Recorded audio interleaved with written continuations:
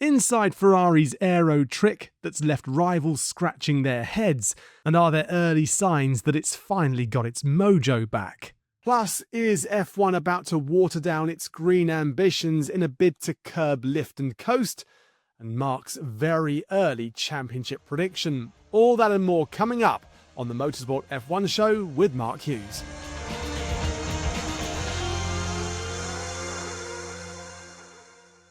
Well, Mark, a week is a long time in sport, isn't it? And in Formula One, it seems like it's the longest time ever.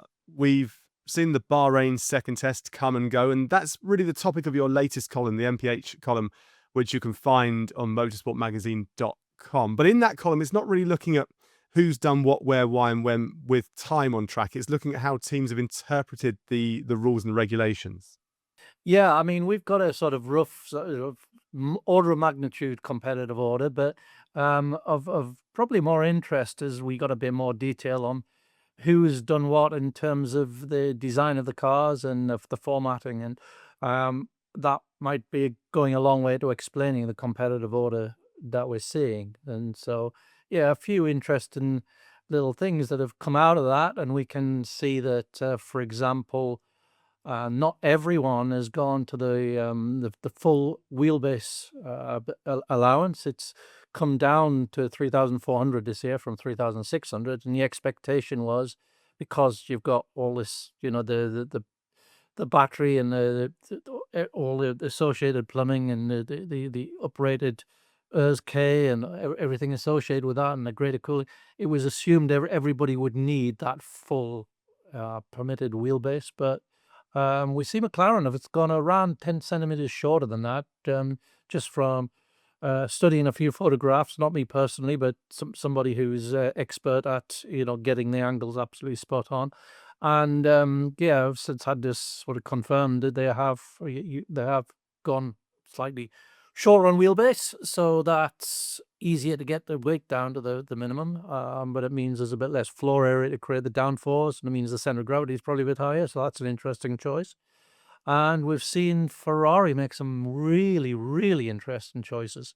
On the second week, I think they created a lot of headlines with their swiveling wing, their rear wing, which like swivel instead of just going flat in straight line mode, it actually turns tilts itself upside down, creates a bigger gap in between the two elements, in theory reducing drag. They just tried that out. It was just a test element. They only used it for a lap or so.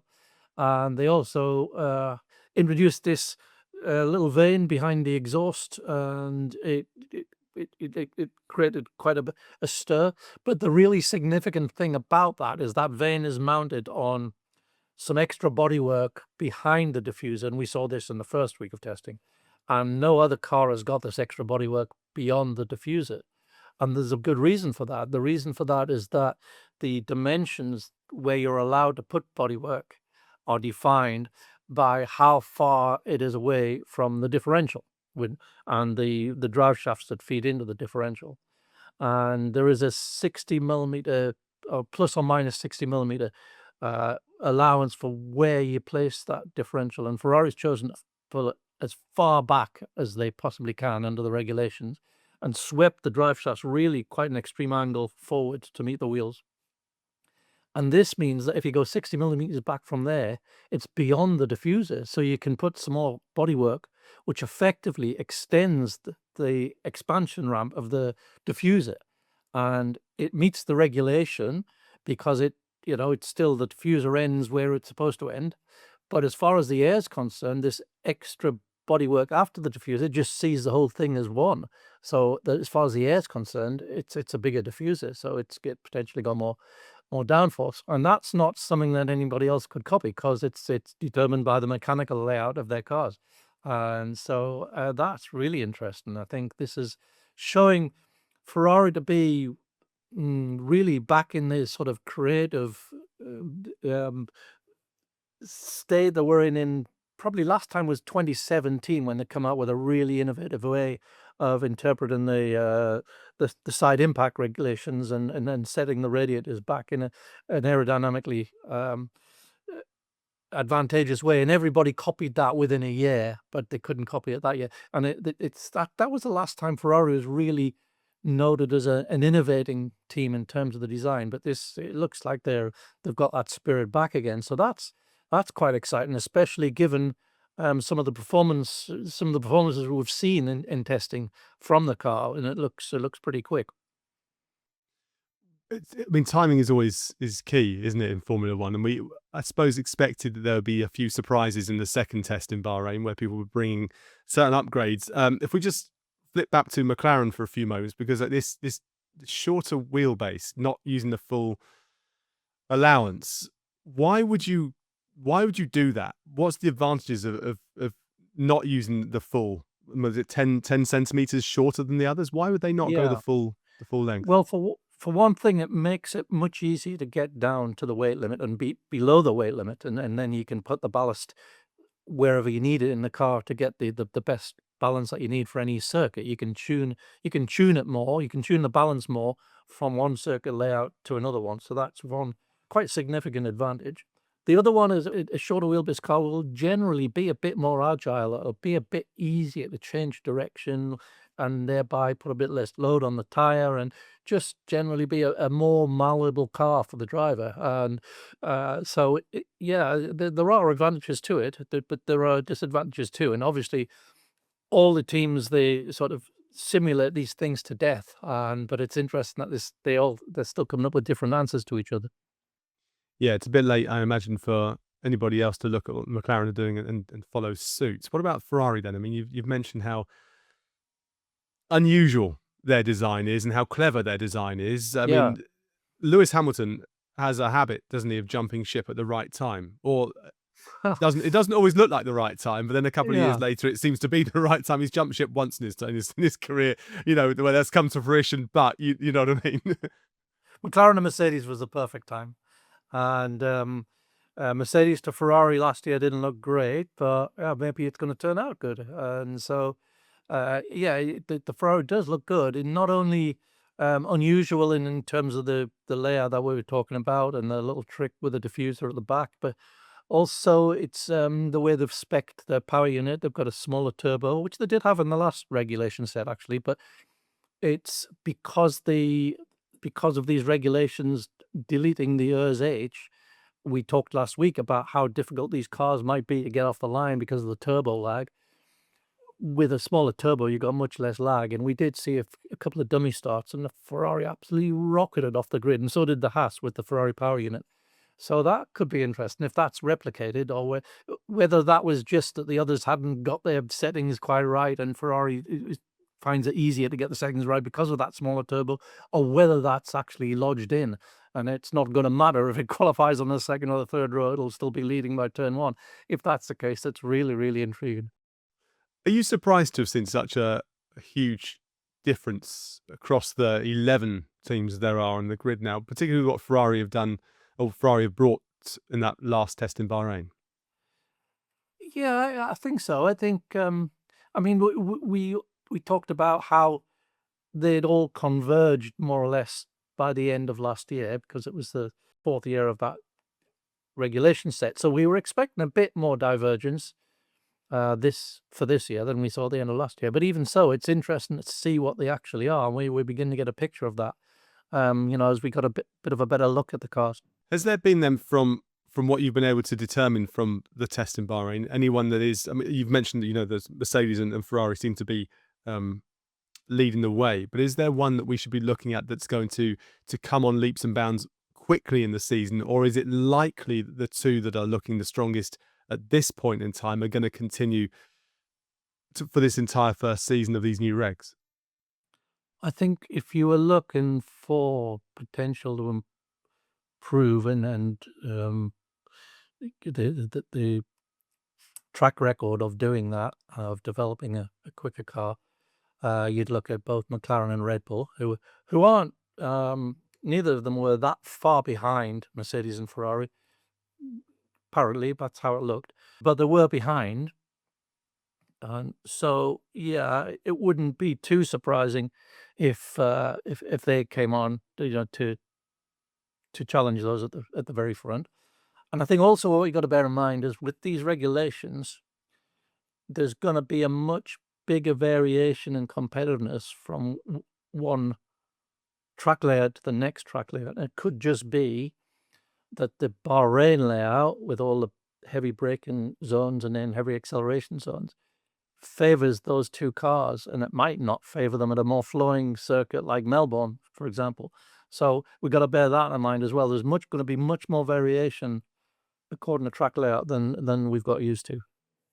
That's going to be interesting. That's, I think, probably something that fans will sign up to. They'll be on board with that because it's, sometimes a bit tedious, isn't it? You have one or two. It's been over the years, isn't it? Particularly a few years ago, where it was just Red Bull leading the way every time, and there were certain people that didn't like that. Rather than just saying, "Well done to Red Bull," they were quite angry about it. What about then this issue? If you look at the different designs of the cars, what was apparent that didn't really matter which car was taking turn 12, for instance. There was a lot of conservative entry into turn 12 in Bahrain for Yeah. harvesting of energy, and even Fernando Alonso, who's not the quietest and certainly not the most shy when it comes forward, said that his own chef could drive that corner as quickly. So, I mean, what have you noticed there? That it doesn't seem to matter what the car looks like, what they've done to the car. Everyone's having to deal with this harvesting issue. That was much more the case in the first week than the second week, interestingly. And so turns 4 and 12, as I think we talked about last week, were the two corners where drivers were lifting, coasting a lot. And because that would be that the amount that charged the battery by gained the more speed down the following straight than they lost by going in there quite conservatively. Interestingly, I think as the teams have turned up their internal combustion engine settings to really, start leaning on the petrol engine side of it and really start stressing that a bit more, because the engine is also used as a battery generator, that means that the battery is getting filled quicker. Because you're running the engine more aggressively, the battery gets filled quicker. So there was a lot less of that this week, which is quite interesting. And it just underlines the fact that if we give the cars a bit more mechanical rather than electrical power, this problem starts to disappear. And there's some interesting implications from that. Yeah, and there's certainly a story that's developing, which I will come to in just a few moments. But as I say, Mark has covered this topic of what happened in Bahrain with the layouts of the teams, what each team has done, or what most of the teams have done anyway, with their intricacies around their interpretation of the rules. And you can read that article, the MPH column, over on motorsportmagazine.com. Just want to stay with you on compression ratio, because compression ratio gate, as we always call it now, Not going away, is it? no, it's not. If anything, it's intensifying, developing. isn't it? It's And getting all tentacles. yeah, Yeah. we spoke about an angry Toto Wolff who was pretty combative in his language heading into the second test in Bahrain, and he's, I don't know, is he less Toto Wolff about things now? Is he chilled out a bit? Tell us what's going on there. Yeah, right. What's happened in the middle of that second Bahrain test? They had the big meeting that we talked about was imminent last week to decide how this was going to be resolved before Melbourne. And what the 4 non-Mercedes power unit manufacturers were pushing for was for the compression ratio test to be done with the engine hot. So because they understand that the Mercedes uniquely achieves a higher compression ratio when it's at operating temperature than when it's measured cold. At the moment, they're only measured cold. They're measured, without them having run. And what the others were pressing for was saying, well, let's test them it hot. Let's test them all hot.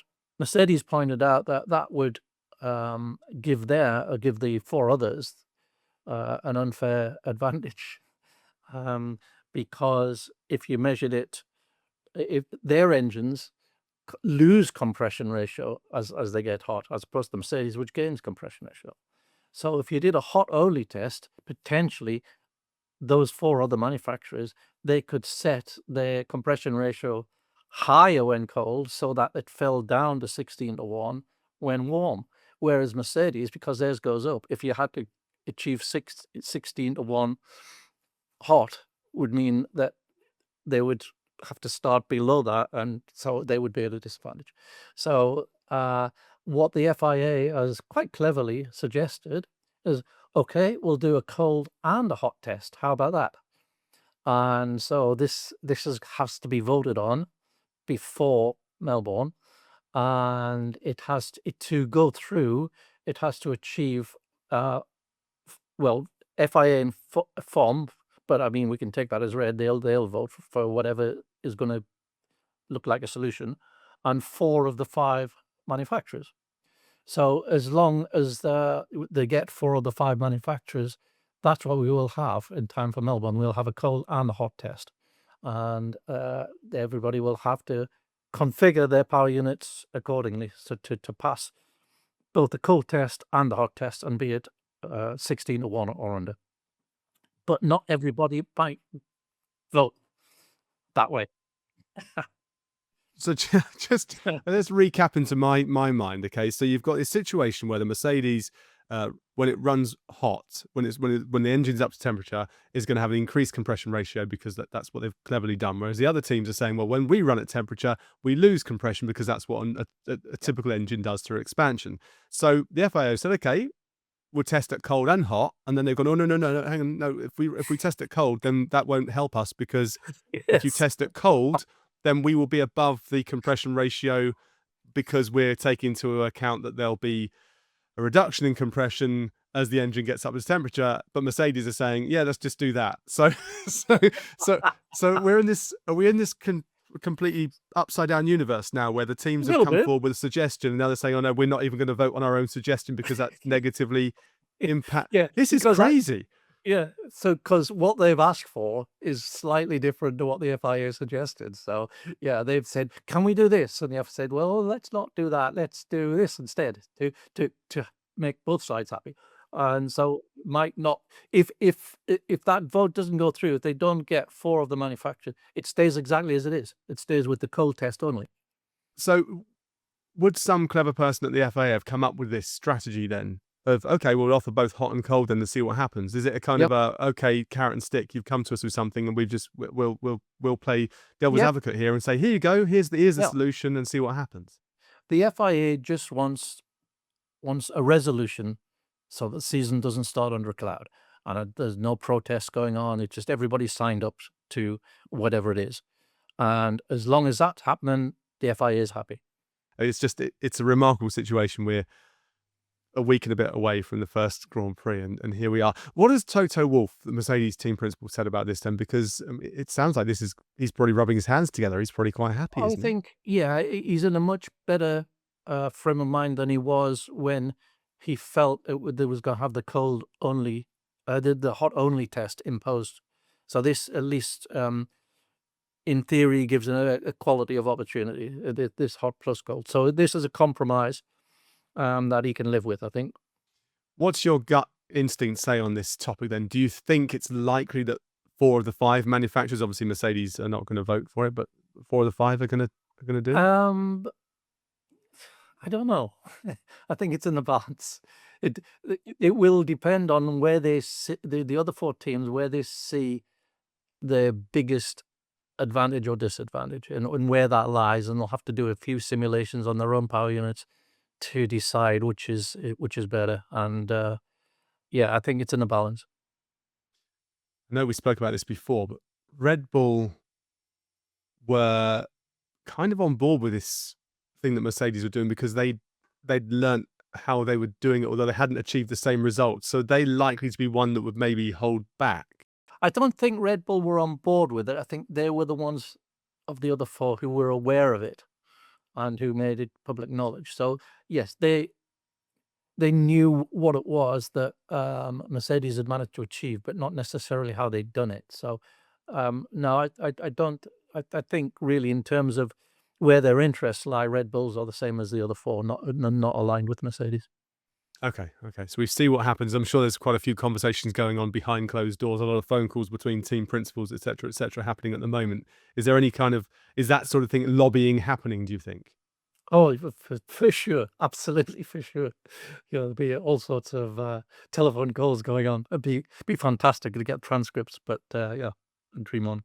Who knows? 10 years, 15 years, 20 years, maybe we'll get the transcripts one day. Now, Now, if you want to stay up to date with everything that's happening in Formula One, you can get the newsletter by going to motorsportmagazine.com. The F1 newsletter is there for you. Subscribe to it and it'll end up in your inbox and you'll stay up to speed with all the happenings throughout the course of the season. Now, one thing that we did talk about, Mark, that I said we'd come back to is this 50-50 power unit ICE to electric motor. Currently 50-50, as we know, but that might change, ... big question mark. We're currently actually at about 53 petrol, 47 electric. The ideal that we're trying to get to is 50-50, but we sort of compromise a little bit in where we're at. But as you touched on before, it's still, even at Bahrain, which is you're generating quite a lot of energy from the brakes. It was still on the cusp of a little bit too much lift and coasting, ideally. So there is discussion going on between the teams and the FIA to look at maybe changing that a little bit. To fully understand this, you need to get the distinction between power and energy, because they're not the same thing.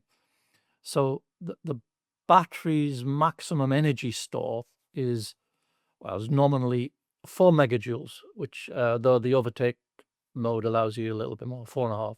But that's just a measure of how much energy is contained in the battery. The 250 kilowatts you hear referenced, or it's 350 kilowatts for some tracks, 250 for those. That's just the rate at which the energy can be harvested from the ERS-K or deployed from the ERS-K. But the more energy you've got on your battery, the longer you can deploy that power, that 250 kilowatts. So the peak power is the same, but if you can recover energy faster, then you've got more energy in the battery and therefore more power over the lap, even though the peak's the same. You have the same peak power, but you have it for longer, essentially. So how do you maximize how quickly you can harvest the energy when the maximum rate is set at 250 or 350 at some tracks? Well, that's just the maximum rate for the ERS-K. You can also harvest energy by using lift and coast, because you use the internal combustion engine as a generator for the battery. So you can do that. It's not as efficient a way of charging the battery as the ERS-K, but it's limitless. You can do it as much as you need to. So you can harvest. If you can harvest energy by using the engine as a generator, the more power your petrol engine has, the more efficient and the faster you can charge the battery. So some of the engine's power will be driving the wheels, but some can be charging the battery simultaneously. So that there is a real incentive to get a lot more power, as much power as possible from the internal combustion engine. Just to put a little complication in, there's also something called super clipping, where the energy is being harvested when on full throttle. So, but even at the 350 kilowatt tracks, the super clipping is still limited to 250. So there's not such a sudden speed reduction. That was the idea of that. You wouldn't have such a hazardous speed reduction when that energy was depleted, so that the following driver didn't get caught by surprise. So because a lot of the drivers have the lift and coast, even on a track like Bahrain, what's being proposed and experimented with, and they did experiment with it in the second week of testing in Bahrain, is allowing the full 350 to be harvested during super clipping. So with a more effective battery charge from the ERS-K, the drivers won't need to lift and coast as much. But also what is being considered is reducing the ERS-K deployment to maybe 200 kilowatts. So you'd have 250 or 350 kilowatt harvest, depending on the circuit, but only 200 deployment. This is being considered. And that way the battery store lasts longer, and so there's less lift and coast needed, just, to deliver the ultimate lap time. So that's what they're playing about with, but thinking about it, the most effective way would just be to increase the the power of the internal combustion engine. And obviously the teams are trying to do that through their own development and the fuel development in particular. But it would be a very easy regulatory way of doing it, just by increasing the fuel flow again, or the compression ratio, which brings us full circle. Yeah, I mean, Yeah. as you were saying that, I was thinking, hang on a minute, this seems like Yeah. a conversation that was happening a few Which years is ago, quite, wasn't it? yeah, it is. It is quite funny, maybe the solution is to do what Mercedes is doing for everybody and just have a higher compression ratio and just, regulate it to say, yeah, you can all have 18 to 1. That way we'd see way less lift and coasting. But then the problem is you're even further away then from the idealized 50-50 split. And we're currently around 53-47 petrol to electric. Maybe it needs to be more like 60-40 to solve this lift and coasting problem.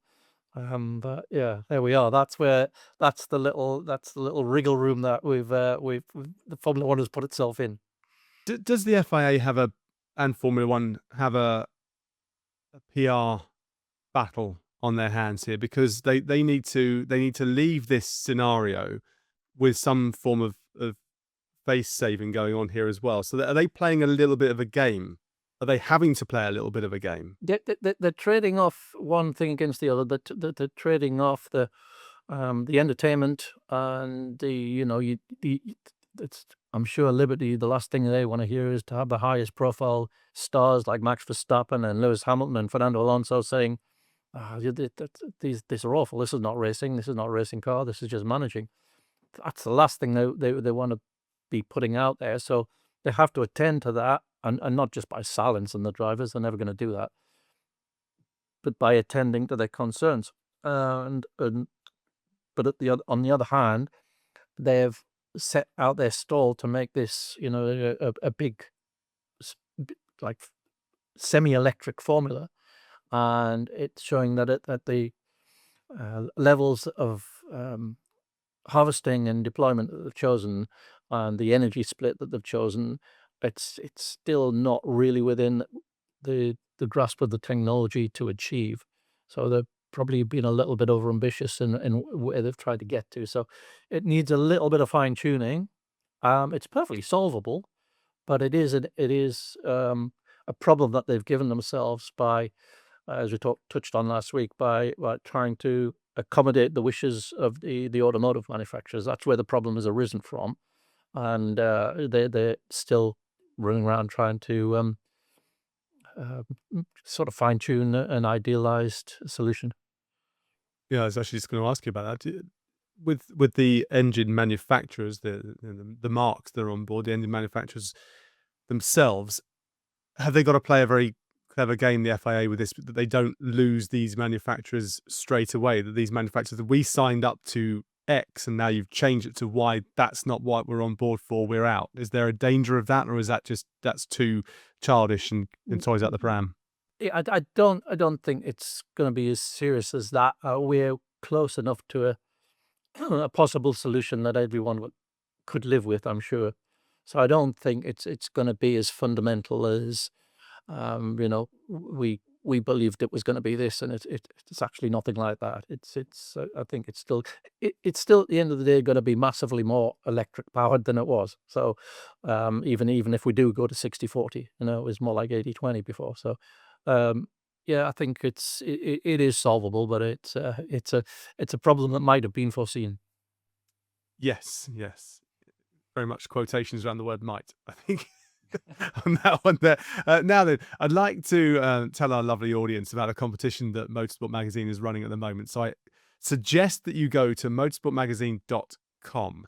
If you go to the website, there you can enter yourselves into a competition where all you have to do is predict the winner of the driver's title and the constructor's title. At the end of the season, all those correct guesses will be put into a pot, and one lucky winner will win a half-scale helmet and a model car of the title winners. It's a fantastic prize. I've got a few mini helmets around the place here. They're absolutely fantastic. It's a really good competition. So I suggest you get to motorsportmagazine.com and go and enter into that competition. You'll find a link the second you get onto that website. But Mark, seeing as I've got you here, I can't I can't not ask you. I'm going to try and wring the sponge as much as I can and get some clues as to which way you think this is going to go from what you've seen so far and what you suspect the teams are going to do over the coming months. Well, if we only base it on what we saw at Bahrain, and I've already said that there might be a much bigger variation track to track, it's between Mercedes and Ferrari quite clearly. So, a George Russell versus Charles Leclerc fight for the championship with Antonelli and Hamilton in there too. Yeah, it's something like that, which would be quite an intriguing season, wouldn't it? Do you think on those, let's take those two teams then. So you're saying Mercedes or Ferrari are the likely constructors. Then I imagine if you've got two drivers, smashing the points in there. Do you think if there was a head-to-head between Charles Leclerc and Lewis Hamilton, it would be Charles Leclerc that leads the way, and at Mercedes, you think it's George Russell that would lead the way over Antonelli? I think over the balance of the season, yeah, I think Charles would be ahead more often than Lewis within the Ferrari team, just based on what we saw last year. And at Mercedes, I think Kimi will be occasionally super, super fast and faster than George on occasion. But for a level performance over the season, probably George. Okay. Okay. So there you have it. That's Mark's thoughts anyway. So head to motorsportmagazine.com and enter into the competition by telling us who you think the driver's title is going to go to and who's going to win the constructors as well. Fantastic prize at the end of the season. I don't know, Mark. It's tantalizing, isn't it? No one knows at this stage who's going to come through. Max Verstappen wasn't even on the tip of your tongue there, I noticed. No, I think Red Bull a little bit off. I think Pierre Vache's comment in the first week of wave number 4, I think looks quite accurate when you analyze the numbers. They're not far behind though, and it could be that we get to other tracks and they're the class of the field again. So no, I'm only making those comments based on what we've seen in Bahrain, with the proviso that that might not turn out to be very representative. But that's how I looked in Bahrain. Yeah, it's cruel of me to ask you, but there you go. We had to get some expert opinion in there somewhere before we put it out to our lovely audience, who are, as we know, pretty well versed when it comes to all things Formula One. I've got some readers' questions and audience questions that are here for you. And as always, if you want to get your questions into Mark for next time, I'll tell you at the end how you can do that. Mark, I've selected 3 for you here. I'd love to know your thoughts. This one is from, and I always get the names, well, I butcher them mostly, but I'll try my best anyway. This is from Temporal Solation or Soliton. I don't know if this is a typo, but anyway, that must be something wrong because that doesn't make any sense to me, but there you go. The question is, will viewers know in real time how much battery or push to pass is available to the drivers during a battle? I think in the early stage of the seasons, we might struggle with that. I think there's going to be a lot of work needed between the Formula One feed and how it hooks up to the telemetry of the teams. Because, yeah, that is going to be a very important part of understanding what's going on. And I think it's something that you'll probably see advance quite quickly through the season, but probably at the start of the season, because it's all new to all of us, including the TV people and including the broadcasters and the teams. I think we may find ourselves feeling we need a bit more information on that. Okay, so it's going to be one of these ones of over to the TV networks to work out how they're going to come up with a graphic that tells us and explains to us what's going on. But we touched on this, didn't we, a few weeks ago? How's it going to develop? And I think we came to the same conclusion then as well, that the networks, the TV channels will undoubtedly come up with something to help us out there along the way.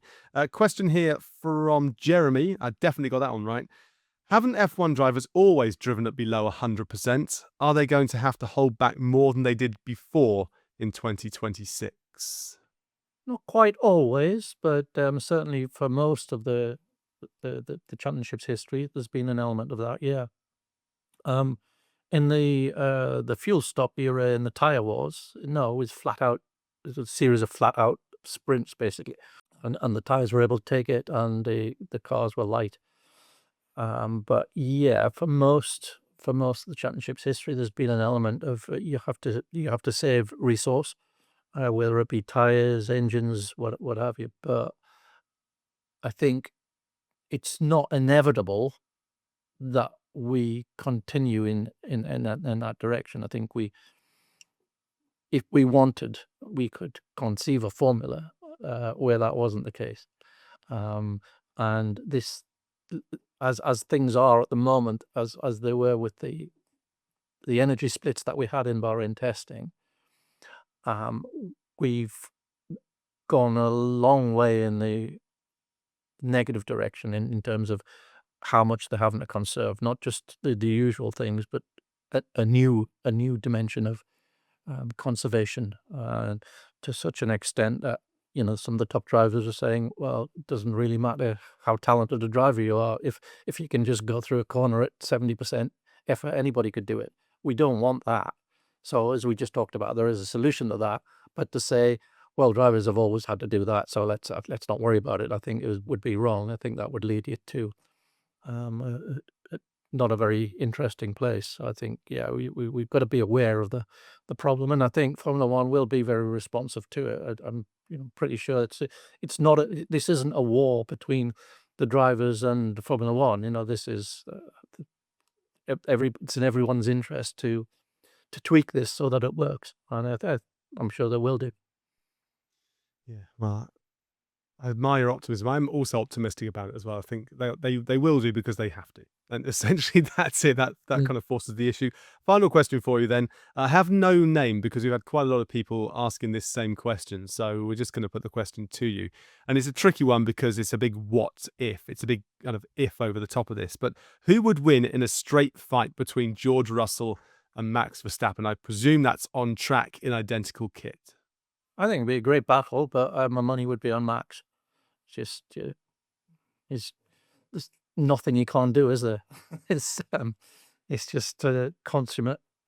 He's brilliant at everything. So George's could give him a real run for his money, I'm sure, in the same car, as could Charles Leclerc. Yeah, one or two others too, but yeah, who knows? Who knows? I mean, I'm sure George would love to have that opportunity. He's said before, I'd love to be in the same team as Max. I'd love to go against Max. And for that reason alone, that attitude, that makes you want to see it. Because I don't think he would be cowed by that idea at all. Wonder if that would ever happen. Mark, as always, thank you very much indeed. It feels like when I speak to you this time next week, a lot is going to have changed, or maybe nothing will have changed. Who knows which way it's going to go? Yeah, we'll maybe have yet another twist and turn in the compression ratio gate. Let's see. Let's see indeed. As always, thank you very much for your company. Hopefully you enjoyed the episode. If you did, give it a like and subscribe and tell your friends as well. And don't forget to get your questions into Mark for next time. You can do so on the website motorsportmagazine.com, or you can do it on the YouTube video. Just put your question in the comments below. Now, the April edition of Motorsport Magazine is out now. Our bumper F1 season preview issue with all the teams, drivers and tracks, plus exclusive interviews with Zach Brown and George Russell. There's also a special report from Italy on how Lewis can win over the Ferrari factory. There's Bahrain testing and a whole lot more. You can get your copy in the shops now or download via the app.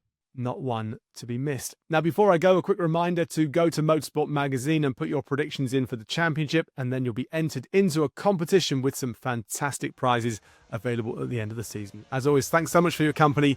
We'll see you again next time.